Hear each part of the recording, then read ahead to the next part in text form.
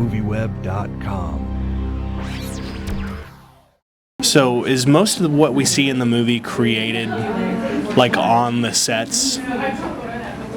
The languages, but the structure of the scenario is, pretty accurate to what was written. The script is always, it was written in a fairly formal fashion, and it's final draft.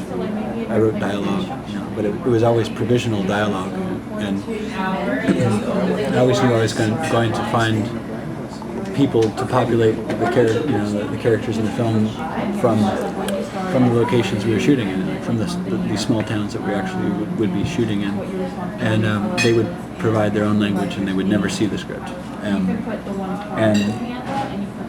and so the script was always for me intended to be something from myself, and probably for the cinematographer, and that's kind of what happened.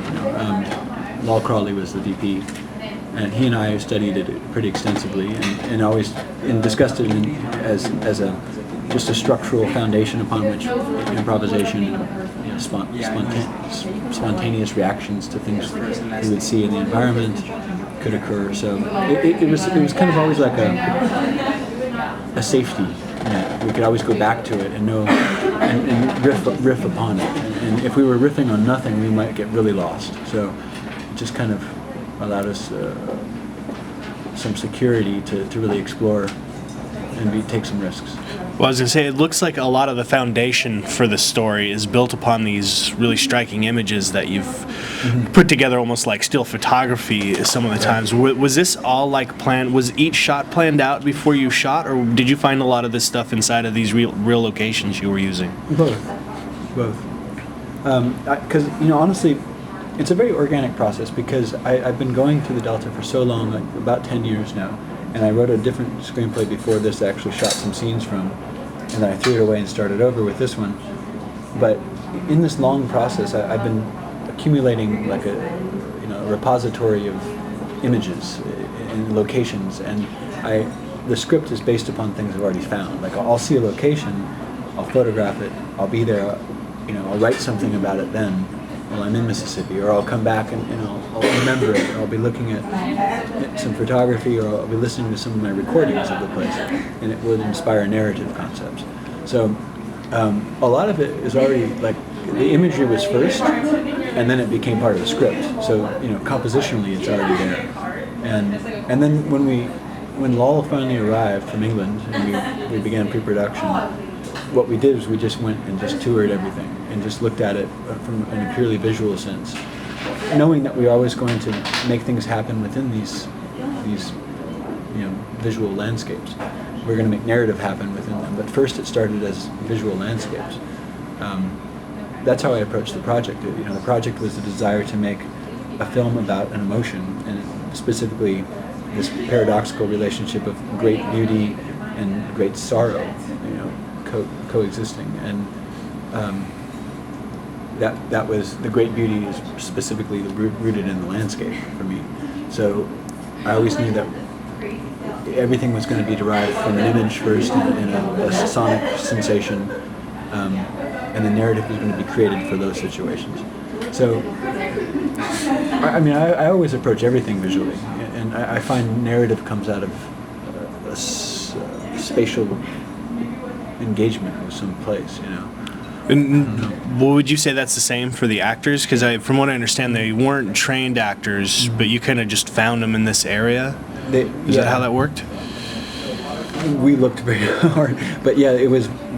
They had never acted before, had no desire to. So Tara Riggs, who plays Marley, did have ambitions to be an actress, and subsequently has acted in several films since this. But this was the first thing that she'd done,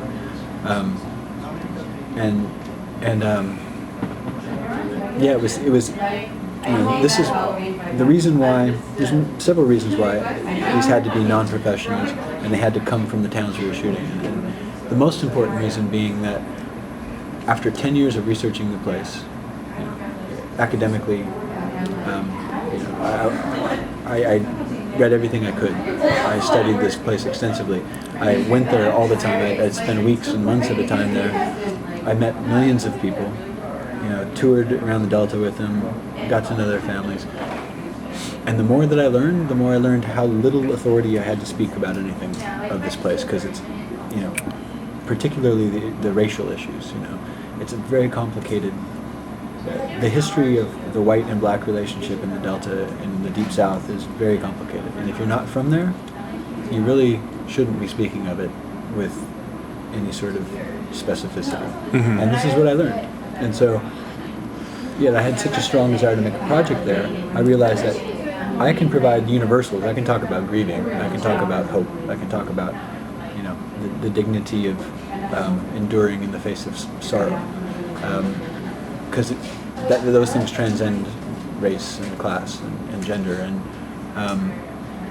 But the things that are specifically about the Delta and the white and black relationship, that has to come from the actors. So I need them to collaborate with me. They have to author that. The language has to come from them. The scenario has to change appropriately if they feel something's ringing falsely. So that was known from a very, that was the benefit of having written another screenplay where I tried to do too much. I tried to be too overt. And I was just so enthusiastic about what I'd learned, I wanted to communicate it all. And I realized that was a big mistake. So I took the opposite approach and said, the authors have to be the people that live here. In that note, it's interesting. You said these guys weren't looking to be actors? How did they come to find your project, or did you just? We found them. Where did you find them though? If they weren't acting, I mean, did you just find them in a grocery store and say that guy's really interesting looking to me? And sometimes. That's pretty cool. And the churches though played a big part in this. Like the first thing that I did when I got there for pre-production was, it was like it was still in the development phase, I guess. I went to some of these Baptist churches in these very small towns because they are the patriarchal center of a town, and I wanted to know if we would have support. It was very important to me that the communities would support the project, and if they didn't, then I had to really seriously reconsider what we were doing. And Victoria, how so are you? I talked to some pastors and took a while to explain the project to them and what we were trying to do, and they were greatly supportive. I mean, like more than I could have imagined. And they invited me to their services. They made announcements in the announcement section of the service that I was there, and I was looking to talk to people about making a film about their town and about with their voices. Like I wasn't interested in giving scripts out. I wanted people to use their own language and tell me about their own experience. And I think ultimately, they were supportive because the story is about the salvation of a child and a black child. So that was important to the churches. So Mike Smith, who plays Lawrence, is the son of one of these pastors, and I cast several people through that process. Jamiron Ross, who plays the boy, James, I found him at the Canton Boys and Girls Club. He was one of like 12 or 15 boys that were there, and the local DJ of a radio station turned me on to the boys club. So we had a couple of open casting calls. I saw people in the streets. It took a long time. It took a very long time to cast. Well, you were talking about the kids. I wanted to ask you about the group of teenagers that come in and steal his Xbox. Did you introduce them into the film to give it sort of like a edge of danger looming outside of the frame? Since they never come back in, I just found it really interesting that they never show back up. Well, that's the way life works, right? It's like you have. I have a lot of those situations in my life now, unresolved conflicts that can rear their ugly heads when you turn a corner one day. There it is. And so, at all turns, I was not interested in writing a screenplay based upon classical screenplay structure, and this is a huge violation. Screenplay structure, not resolving every character's arc, but that's the way life is. Like, I wanted that danger to be lurking, and I wanted the viewer to feel what James would feel. Like they fled to a different township to escape that, but they can find him, and they may at any moment. Well, and that was the interesting thing is that, there always is that sense of danger. I was just wondering if when you were putting it together, if that's what you intended to have that running through the whole course. I guess that is what you wanted without having it resolved. So it was pretty cool. Ultimately, there was, as the writing process goes, you explore many different possibilities. There's one scenario where I had them dead. They died in a car accident, actually. It doesn't sound it's not as stupid as that sounds, I promise you, but it was stupid enough to cut it from the film. Yeah.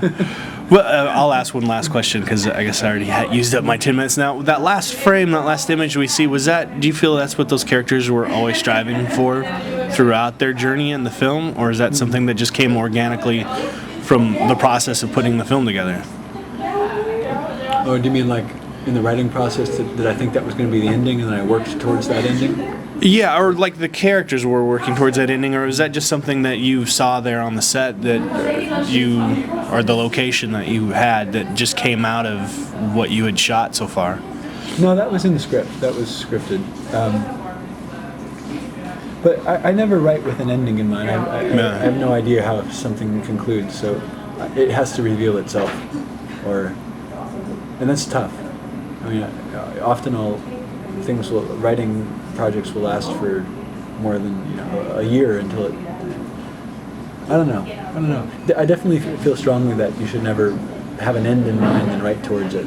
I think it needs to reveal itself to you, and that's how this one happened.